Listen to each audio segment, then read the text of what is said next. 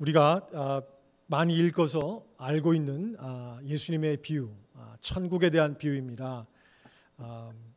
이 말씀을 묵상하시는 분도 많이 계실 것이고 또 설교 말씀을 통하여서 이 말씀이 무슨 뜻인지 이미 이해하고 계신 분도 많을 텐데 특별히 이 말씀을 통해서 하나님께서 이 아침 저희들에게 주시는 그 음성을 깨달아 알기 원합니다. 이 비유를 가만 듣고 있으면 참 아주 재미있는 이야기입니다. 예수님께서 늘 비유로 말씀하셨지만 천국의 비밀을 이야기로 모든 사람이 들어서 이해할 수 있도록 쉽게 풀어서 설명해 주신 그러한 비유 중에 하나죠. 근데 여러분은 어떠신지 모르겠지만 저는 이 예수님의 비유를 읽으면서 고개가 끄덕여지고 그렇구나 이게 머리에 쏙 들어오기보다는 자꾸 고개가 좀 갸우뚱해지는 그런 제 모습을 발견했습니다. 분명한 결론이 있는 것 같은데 오히려 질문이 더 많아지는 바로 그것이었습니다. 이름이 다 읽었지만 다시 한번 볼까요? 본문 이제 3절부터 보면 천국이 어떤가를 비유하시면서 혼인잔치를 비유한 베푼 왕의 비교를 하셨죠. 그러면서 3절에 말하셨습니다. 그 종들을 보내어 청한 사람들을 혼인잔치에 오라 했는데 그 사람들의 반응이 오기를 싫어했다 이렇게 말합니다. 오기를 싫어했다. 저는 이 부분을 읽으면서 처음부터 좀 의문이 생겼습니다. 왕이 잔치를 베풀었는데 왜 오기를 싫어했을까? 여러분이라면 어떻겠습니까? 한 나라의 왕이 아무나 갈 수 있는 잔치가 아니라 왕의 청함을 받아서만 갈 수 있는 잔치인데 그것도 왕이 베푼 잔치에게 모든 귀한 음식과 아름다운 것들은 다 거기에 준비되었을 법한 그런 자리인데 그 잔치에 초청을 받아 가게 됐는데 왜 사람들이 가기를 싫어했을까? 이게 제가 든 첫 번째 질문입니다. 두 번째, 우리 4절을 보시면 말합니다. 다시 다른 종들을 보내며 이르되 청한 사람들의 길을 내가 오찬을 준비하되 나의 소와 살찐 짐승을 잡고 모든 것을 갖추었으니 혼인잔치에 오소서. 사람들의 반응이 아주 미지근했습니다. 그래요? 제가 가겠습니다. 이렇게 한 게 아니라 가기 싫어했다는 거죠. 그러니까 왕이 다시 종들을 보내서 이 사람들을 오라고 합니다. 그러면서 이 말하는 그 4절의 톤을 자세히 보면 내가 다 준비했으니까 살찐 소와 모든 그 기름지고 맛있는 음식을 준비했고 아주 성대한 만찬이니까 여러분들이 가지고 올 것은 아무것도 없습니다. 혹시라도 왕의 잔치에 무슨 선물을 가지고 가야 할까 고민을 하다가 제가 저 같은 신분에 어떻게 제가 왕이 청해 주신 이 잔치에 제가 감히 갈 수가 있습니까? 이런 부담을 가질까 봐 왕이 다시 종들을 보내서 설명을 하기를 모든 것이 다 준비되었으니 다시 말하면 그저 빈손으로 오시기만 하면 됩니다. 오소서 이렇게 청했다는 것이죠. 저는 이 구절을 읽으면서도 또 궁금해졌습니다. 아니 왕이라면 충분히 자기의 이 청함을 받은 사람들은 어느 정도 신분이 있는 귀족들 또 그 나라의 관료들일 텐데 이들의 그저 명 한마디면 내 왕자가 결혼을 하게 됐으니 오시오라고 하면 딱 끝날 텐데 이들에게 청하고 이들의 반응이 미지근하자 종들을 다시 보내서 이들을 회유하고 설득하는 그러면서 다 준비되어 있으니까 아무것도 걱정하지 말고 그저 몸만 오기만 하면 됩니다. 저는 이 구절을 읽으면서 왕이 좀 저자세로 이 청함을 받은 자들이 왕에게 머리를 굽히면서 잔치에 청함받은 것을 영광으로 여기고 가야 하는데 여기에서는 반대로 왕이 자기 자신을 굽히면서 억지로라도 이 사람들의 마음을 회유해서 오게 하려고 하는 듯한 그런 인상을 받았습니다. 그래서 또 좀 의문이 생겼어요. 아니 왕이 왜 이렇게까지 해야 하나? 2000년 전 예수님이 이 비유를 드실 때쯤 한 나라의 왕이라고 한다면 이 이야기에 나오는 왕은 절대 권력을 가진 신과 같은 사람입니다.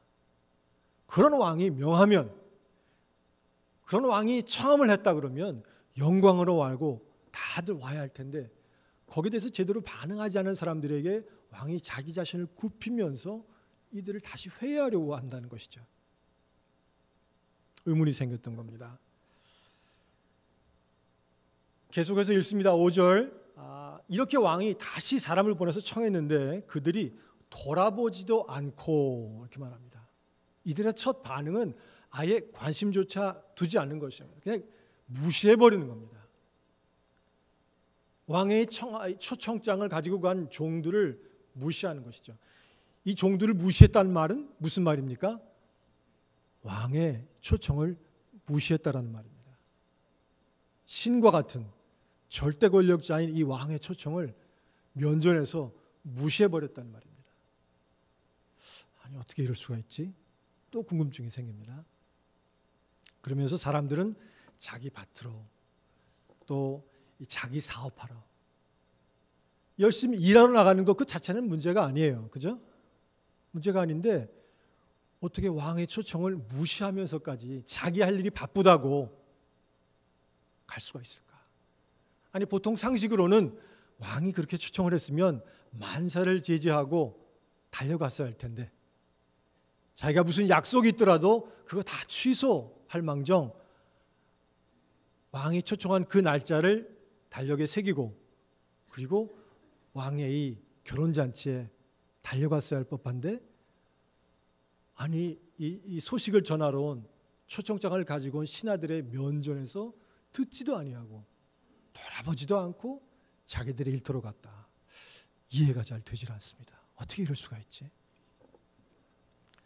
6절에 가면 더 심해집니다. 남은 자들은 종들을 잡아 모욕하고 죽였다 그럽니다. 이 종들이 왕이 두 번째 종들을 보내는 것이기 때문에 어떻게든지 잘 설명을 해서 이 청함을 받은 자리에 다 오시게 하도록 해라. 아마 이렇게 명을 했겠죠. 근데 이 귀족들의 반응이 시큰둥합니다. 그리고 심지어 무시하기조차 합니다. 자, 그러면 종들이 다급해지지 않겠습니까? 분명 자기의 왕은 모시는 왕은 명령을 줬어요. 너희들 가서 이 사람들에게 꼭 잘 설명하고 이들이 올 수 있도록 잘 설명해줘서 올 수 있도록 초청을 해라.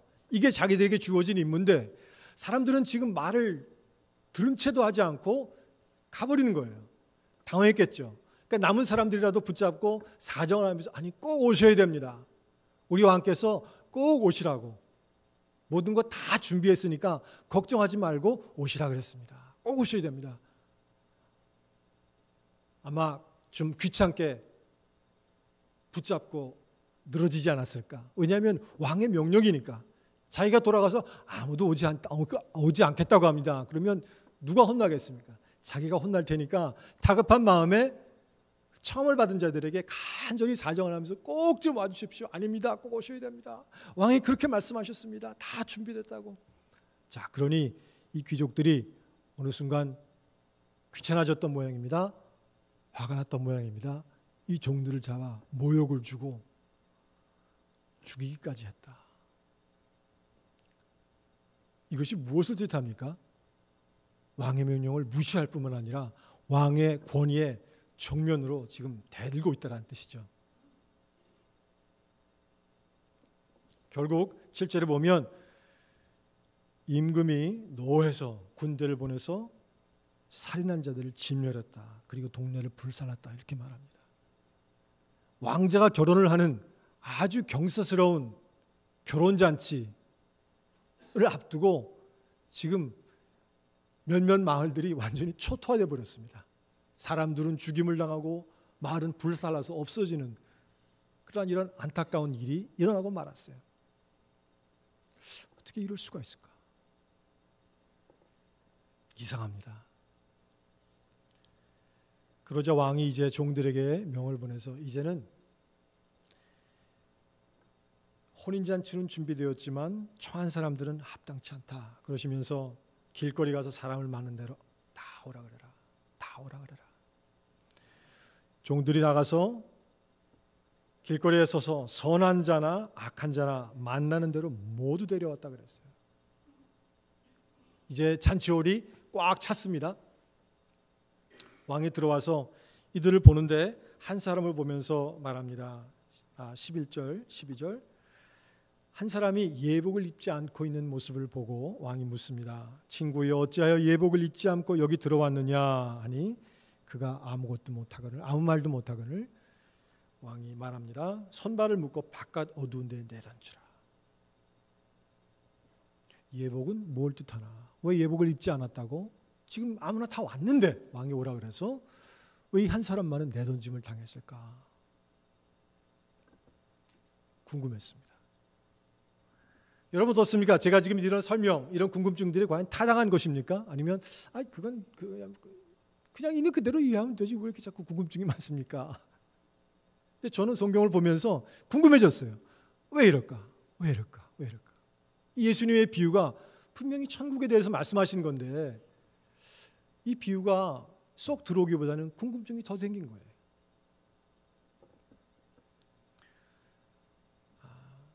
이 궁금증에 대한 답을 자꾸 생각하면서 본문을 통해 읽으면서 깨달은 몇 가지를 여러분과 같이 나누려고 합니다.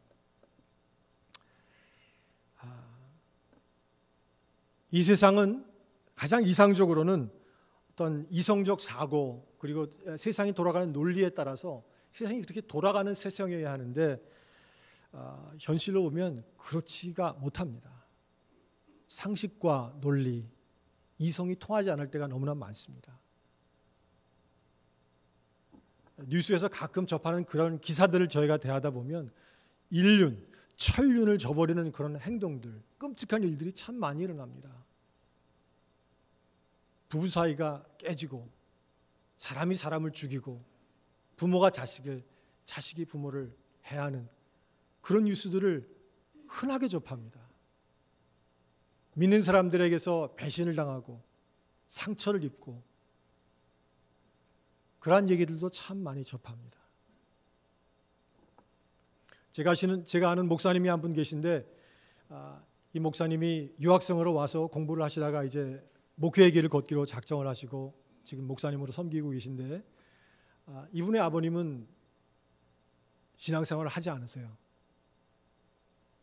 아들이 지금 목회자의 길을 걷고 있는데도 신앙생활을 하지 않고 계세요. 나중에 그 목사님이 설명을 해주시는데 들어보니까 이분이 건축에 관계된 일을 하시는데 건축 일을 하면서 교회들을 지어주고 한 일이 몇 번 있었대요. 내 교회 목회자들한테, 교회 장로님들한테 사기를 당한 것들이 몇 번 있다 보니까 너무 큰 상처를 받은 거예요. 돈도 제대로 못 받고 거짓말을 한 거죠. 사기를 친 거죠. 글이 있고 나서는 이분이 내가 예수 믿는다고 하는 사람들은 내가 상종을 하지 않겠다고. 그 상처 때문에 아들이 목회자인 지금도 신앙생활을 하지 않았어요. 그분은. 이런 일들이 있어요. 세상에는. 안타깝게도.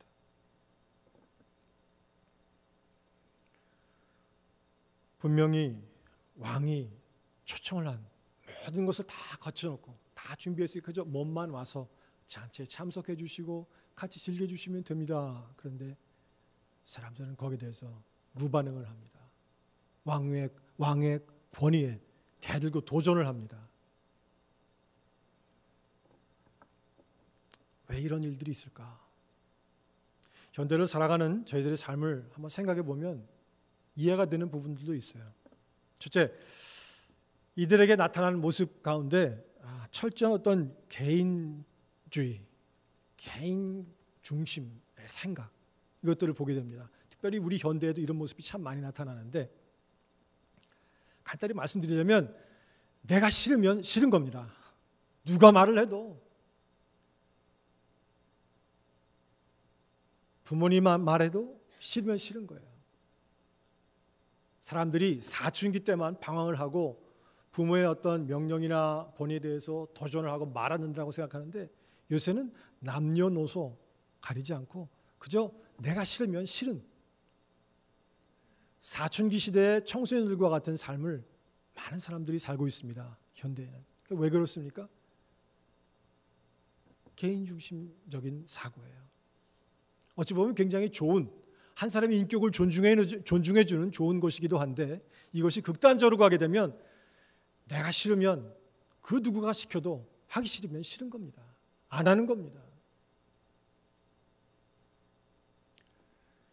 이런 굉장히 개인 중심적인 사고와 현대에 그동안 내려오던 안 좋은 그런 습관들이 충돌을 이제 막 합니다. 요새 한국말에 그 갑질이라고 하는 표현이 있는데 제가 한국에 있을 때는 전 모르던 쓰지 않던 단어인데 최근에 많이 쓰는 단어라고 합니다. 갑질. 위에 있는 자가, 권력이 있는 자가 자기의 권력이나 힘을 이용해서 밑에 사람들을 부당하게 대하는 것. 이것을 갑질이라고 하는데 이것이 굉장히 심한 것 같습니다. 그래서 얼마 전에 한국에서 특별히 직장에서 이러한 갑질들이 많이 있는데 이제 법이 만들어졌어요. 직장 갑질 금지법이라고 하는 법이 제정이 됐다고 합니다. 2017년도부터 이 법이 제한될 수 있도록 도운 단체가 있는데요.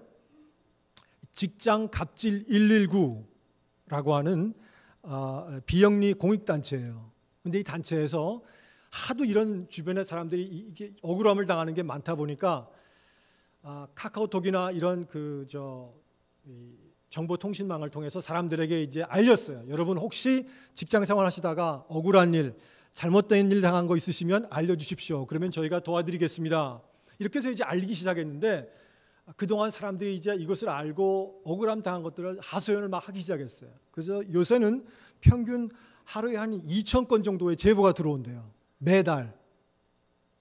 억울한 일을 당한 사람들이 한 2,000건 정도의 제보를 하는 거예요. 모든 사람들이 다 얘기를 하지는 않겠지만 그냥 평균 한 2,000건 정도의 제보가 들어온대요. 그래서 이렇게 억울한 일을 당한 사람들이 이를 상담해주고 도와주고 하는 가운데 사람들에게 이제 공감대를 형성돼서 이것이 법으로 제정이 돼가지고 직장 갑질 금지법이라는 법이 만들어졌답니다. 이렇게 억울한 사람들의 사연을 들어보니까 직장에서 상사의 흰머리 뽑아주기, 또 상사가 배가 출출하기 때문에 고구마, 감자 껍질 까주기, 간식이 필요할 때 상사를 위해서 라면 끓여주기, 안마해주기, 회식 자리에 가서 원치 않은데 냉면 사발에 술 가득 담아가지고 억지로 마시게 하기, 다른 사람들 다 보는 앞에서 부하 직원에게 막 욕이 섞인 폭언을 하는 것, 이런 등등 다양한 사연이 있다 그래요. 이게 너무 심해가지고 이젠 법으로까지 만들어졌어요. 그래서 이런 일을 당하면 이제는 고소하십시오. 아무리 상사라 그래도 고소하면 그 사람들이 처벌을 받을 수 있도록 해드리겠습니다. 자, 보십시오. 이러한 갑질들이 지금 2018년에만 있는 겁니까? 17년부터 새롭게 생겨났습니까? 저는 그렇지 않다고 생각합니다. 이러한 잘못된 행동들은 계속 있어 왔어요. 근데 속으로 그냥 꾹 참고 가거나 뒤에서 그냥 상사를 욕하거나 하는 정도로 지나갔는데 요새처럼 굉장히 이 개인의 의견과 개인주의가 강한 세상이 되다 보니까 충돌을 하는 거예요. 이렇게 잘못된 악습과 이 강한 개인주의의 성향이 충돌을 해서 이제는 이게 불거져 나오는 겁니다.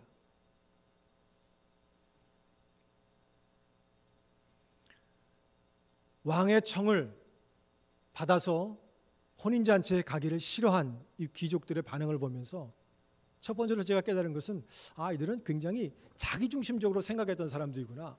왕이 나를 초청해 줬구나. 왕이 명하셨으니 응당히 가야지. 이렇게 생각이 아니라 난 가기 싫어. 내가 왜 그 자리를 꼭 가야 해?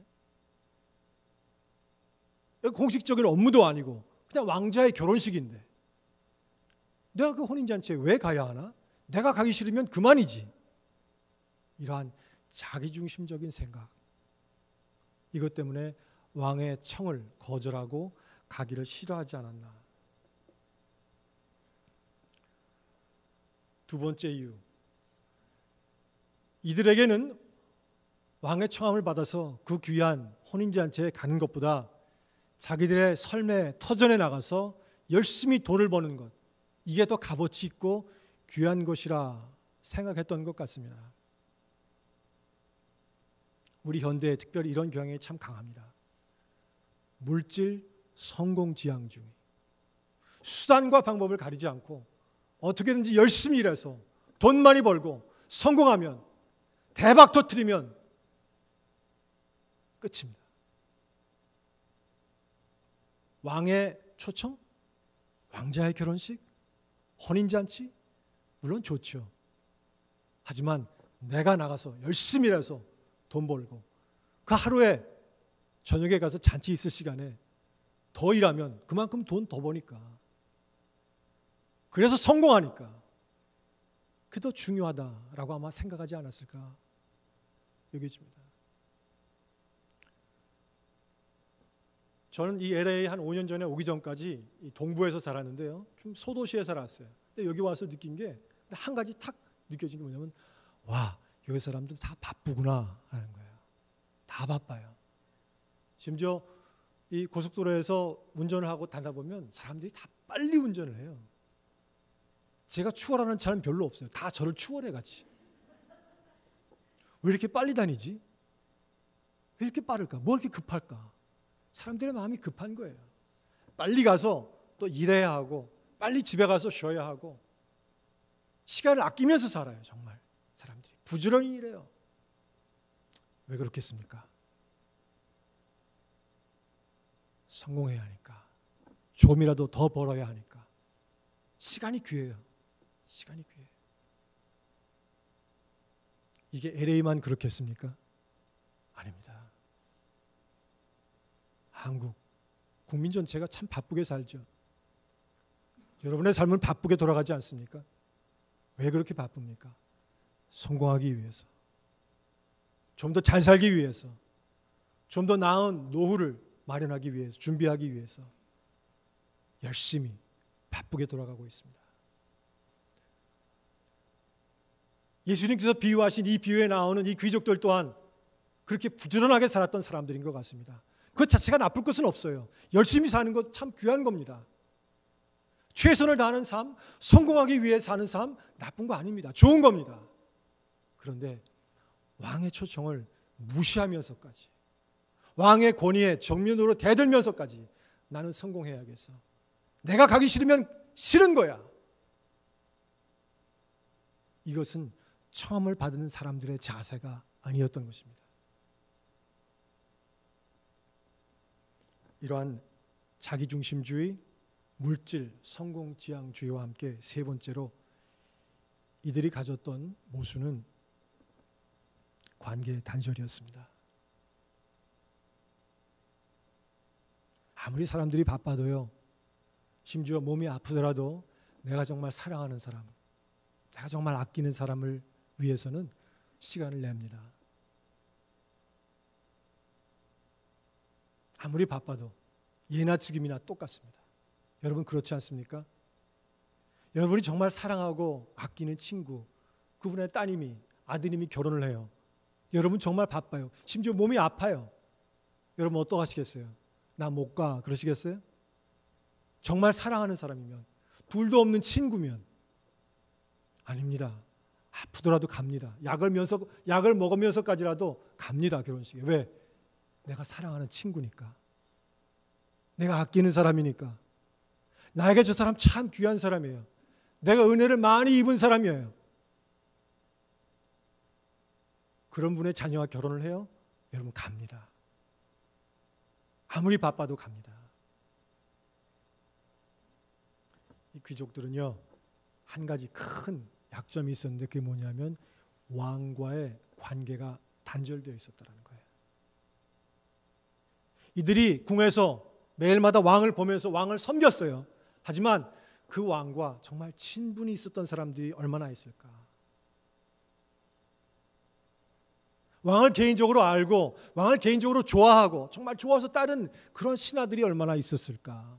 그저 의무이니까, 신하된 도리이니까 매일마다 궁에 가서 왕을 찾고 나라의 일을 같이 했던 그런 사람들이 아니었을까? 그러다 보니 이런 왕의 결혼잔치에 초청이 있었을 때, 이건 내가 가야 할 게 아니면 안 가도 되니까 그만, 나 못 가겠습니다. 자꾸 청하는데 너무 귀찮으니까 왕의 권위에 도전하는 그러한 일들조차 행하지 않았을까? 저는 이렇게 생각을 합니다.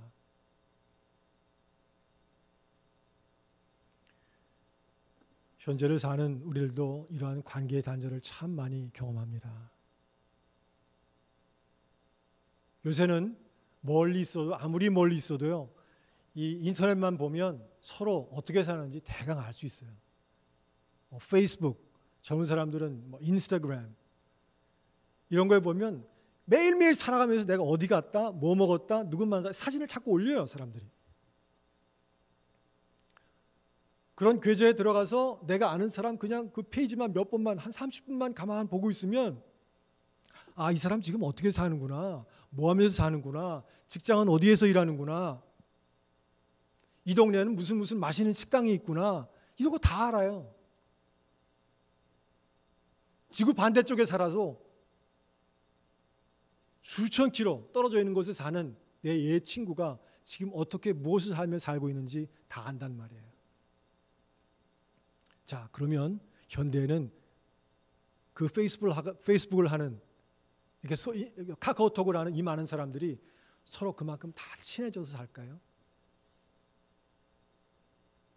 아니에요. 분명히 기술은 발달됐고 서로가 서로를 편하게 알 수 있는 그런 편한 세상이 되어버렸는데 사람들의 관계는 점점 더 쪼개지고 갈라지고 싸우고 다툼하고 오해하고 그래서 상처받고 그 일은 점점 더 많아지고 있어요. 왜 그렇습니까? 관계의 단절을 경험하는 거예요. 더 많은 사람들이. 더 많이 아파해요, 사람들은.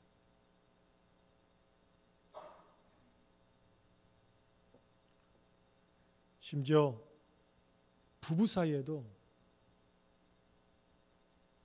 사랑이 식어버리고 그저 이제 그동안 살아왔으니까 아유 뭐 이제 뭐 싸우고 다투고 해 그냥 살면 되지.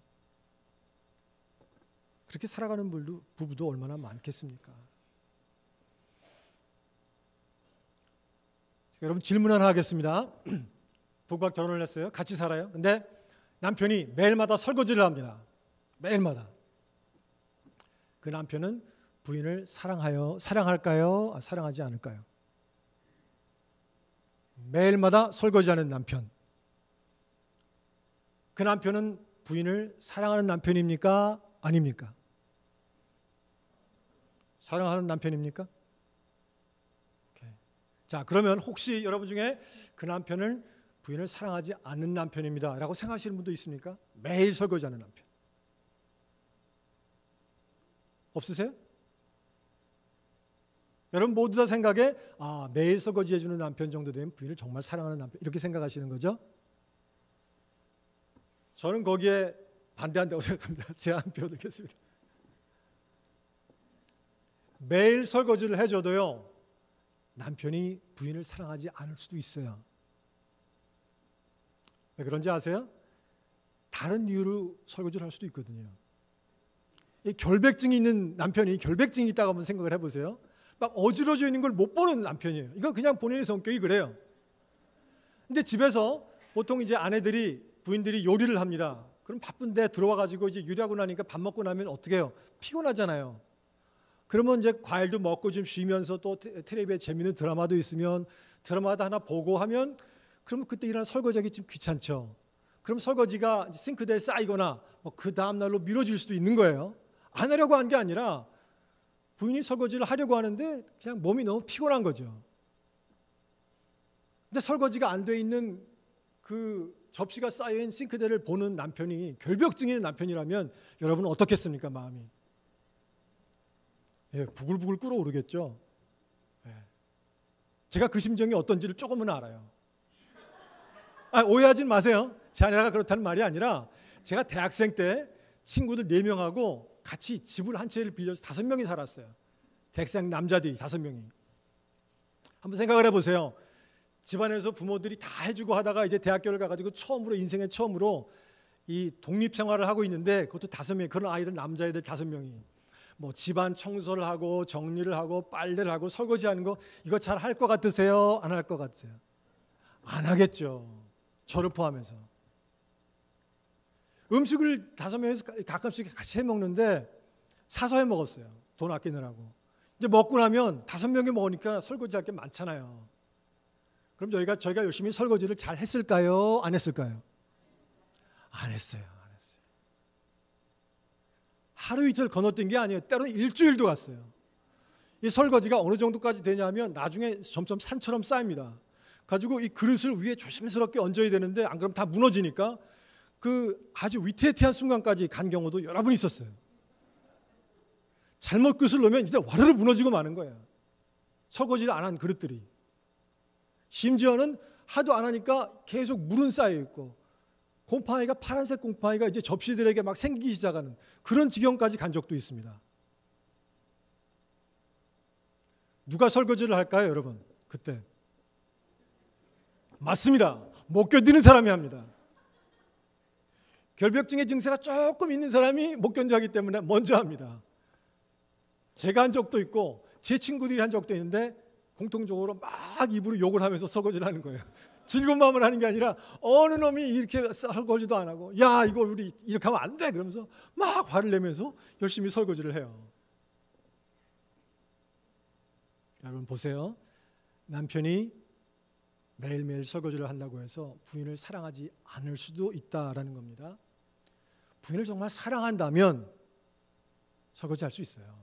청소도 할 수 있어요. 가사를 도울 수 있어요. 그러나 설거지 한다 그래서 남편이 부인을 사랑한다는 말은 아닐 수 있다라는 말입니다. 제가 왜 지금 이 이야기를 합니까? 이 신하들이 매일매일 궁에 가서 자기들의 업무를 집행하고 왕을 섬겼습니다. 자, 이들이 왕을 사랑해서 왕을 정말 아끼고 존경하는 마음으로 일을 했을까요? 아니면 그렇지 않았을까요? 저는 그렇지 않을 수도 있었다라는 가정을 한번 해봅니다. 이들은 자기들에게 주어진 임무만을 수행했던 것이에요. 나라의 녹봉을 받으면서 일을 하는 사람들이기 때문에 자기의 책임을 다했을 뿐이에요. 왕을 사랑했기 때문에, 왕을 정말 존경하기 때문에 충분히 아닐 수도 있어요. 왕과의 아무런 사적인 관계가 없어요. 하지만 내게 주어진 책임이니까, 내 직책이니까 매일마다 궁에 가서 열심히 자기 일을 했을 수 있다란 말입니다. 제가 왜 이 말씀을 드립니까? 현대를 사는 우리들도 심지어 신앙생활을 하고 있는 우리조차도 하나님과의 관계가 단절된 채 신앙생활을 할 수 있기 때문에 이 말씀을 드리는 것입니다. 그 예수님은 이 비유를 통해서 그 말씀을 하기 원하시지 않았나 생각을 합니다. 교회에서 목회자, 목사, 장로, 집사, 권사의 타이틀을 받고 섬깁니다. 또 열심히 섬깁니다. 선교에 나아갑니다. 봉사활동 열심히 합니다. 정말 귀하고 좋은 것이죠. 그러나 그 모든 것들을 열심히 하는 것이 이게 내게 주어진 직분이니까 책임감에서 또 사람들이 자기를 바라보는 시선을 의식해서 그렇게 할 수도 있다라는 거예요. 제가 전에 섬기던 교회에서 한 18년가량 섬기다가 이제 아이고 내가 한 교회에서 너무 계속 목회를 오래 하다 보면 이 타성에 젖어서 안 되겠다 싶어서 사임을 했습니다. 그리고 나서 이제 한 쉬는 시간을 2년 정도 가졌는데 처음에는 참 힘들었어요. 목회자가 목회를 안 하면서 또 생활을 해야 하기 때문에 직장을 찾아보는데 할 수 있는 게 없어요. 계속 목회밖에 한 게 없기 때문에 내가 이렇게 무능한 사람인가? 라는 생각도 들고 또 원망의 마음도 들고 왜 이렇게 살아야 하나? 이런 원망의 마음. 쉬는 기간 동안 편하게 쉬어야 되면서 안식을 해야 되는데 오히려 마음이 불편한 거예요. 근데 그렇게 기도하다가 하나님께서 이렇게 깨달음을 주시기 시작했는데 뭐냐면 야, 지나간 그 18년 동안 목회 생활 동안에 내가 얼마나 부족한 목회자였나를 알게 해주시고 기억나게 해주시고 생각하게 해주셨어요. 그 전까지는 제가 18년 동안 열심히 교회를 잘 섬기고 봉사했다. 그러다가 이제 떠나왔다. 이렇게 생각을 했거든요. 근데 그 깨달음이 오면서 하나하나 기억을 하기 시작했는데 내린 결론이 야, 내가 18년 동안이나 목회를 할 수 있었던 것은 기적이구나. 나같이 부족한 사람이, 나같이 엉터리 목회자가 어떻게 그렇게 18년 동안 목회를 할 수 있었나? 이게 은혜구나. 하나님이, 교인들이, 교회가 많이 참아주고 용서해주고 사랑해주고 내가 그래서 목회를 할 수 있었구나. 그 생각을 하니까 그때부터 눈물이 흐르기 시작해요. 마음이 답답하고 원망했던 그 마음이 바뀌는데 왜 이렇게 자꾸 눈물을 주체할 수가 없어요. 집에서 찬송을 부르면 찬송을 못 부르게 돼서 자꾸 눈물이 나서. 은혜인 거예요. 감사한 거예요. 내가 어떻게 이렇게 목회를 했을까? 하나님이 나를 용서해 주시지 않았으면, 하나님께서 나에게 대해서 인내해 주시지 않았으면 내가 어떻게 목회를 했을까? 그 경험을 했어요. 하나님의 마음을 조금 알게 됐던 것입니다. 안타깝게도 이 신하들은 그 마음을 몰랐습니다. 아까 제가 설명드렸죠. 제가 가졌던 이 비유 중에 하나가, 왜 왕이 처음에 잔치에 보냈을 사람들이 싫어했을 때 종들을 다시 보내서 자기 자신을 낮추면서 이 저자세로 좀 와달라고, 아무것도 가지고 올 필요 없으니까 모든 것, 살찐 짐승을 잡고 내가 다 준비했으니까 그냥 몸만 오면 된다고, 왜 이렇게 자기 자신을 낮추면서까지 이렇게 했을까? 아니면 길거리에 나가서 뭐 그냥 있는 대로 다 불러오라고, 아니 이게 왕이 홧김에 이랬던 것일까? 근데 여러분 자세히 생각해 보면 그게 아니에요. 이게 왕의 마음이에요. 그 신하들을 어떻게든지 이 기쁜 잔치에 초대하고 싶은, 그들을 사랑하는 왕의 마음이었던 거예요. 길거리에 나가서 백성들 아무나 데리고 오라고 하는 것, 홧김에 그렇게 명령했을 수도 있어요. 근데 그 왕의 이 잔치 궁궐이 얼마나 자리가 컸겠습니까? 여러분 생각해. 뭐 많아도 한 100명, 200명 차면 꽉 차지 않겠어요? 그러면 시간이 있을 때 종들을 보내서 그 중에 그래도 좀 나은 사람, 왕의 잔치에 궁전에 들어올 법한 품격과 인격을 갖춘, 품위와 인격을 갖춘 그런 사람들만 불러라라고 말할 수도 있을 텐데, 그저 왕은 아무나 다 데리고 왔어요. 보면 선한 사람이나 악한 사람이나 다 데리고 왔다 그랬습니다. 저는 여기에도 왕의 마음이 나타나 있다 생각을 합니다. 이게 하나님의 마음입니다. 시큰둥해하고 하나님의 잔치에 별 관심 없어하는 우리들에게 오라고, 천국의 잔치에 참여하라고 부르시는, 자신의 본인의 자세를 세상의 창조자이신 왕 되신 하나님께서 자신을 낮추면서까지 우리를 부르시는, 그리고 지금도 부르고 계신 왕의 자세, 이것은 단 한 가지로밖에 설명될 수 없습니다. 뭡니까? 백성을 향한 왕의 사랑입니다. 우리를 향하신 하나님의 사랑입니다. 사랑하기에 기다리시고, 사랑하기에 스스로 본인을 낮추시고, 사랑하기에 선한 사람과 악한 사람까지 다 불러주시는 그 왕의 마음, 하나님의 마음, 이 마음을 이 신하들은 몰랐습니다. 관계가 단절되어 있었던 것입니다. 심지어 왕궁에 초청되었던 많은 사람들 가운데에도 이 한 사람은 유독 예복 입기를 거절했어요. 옛날에 예수님 시대에 이러한 큰 잔치가 있었을 때 잔치를 초청하는 사람은 손님들을 위해서 예복을 다 준비합니다. 그리고 그 예복은 그 초청하는 사람의 부와 품위, 인격을 나타냅니다. 그래서 귀한 좋은 예복을 준비해서 손님들 한 분에게 다 입으시라고 권해드려요. 입기만 하면 돼요, 그죠?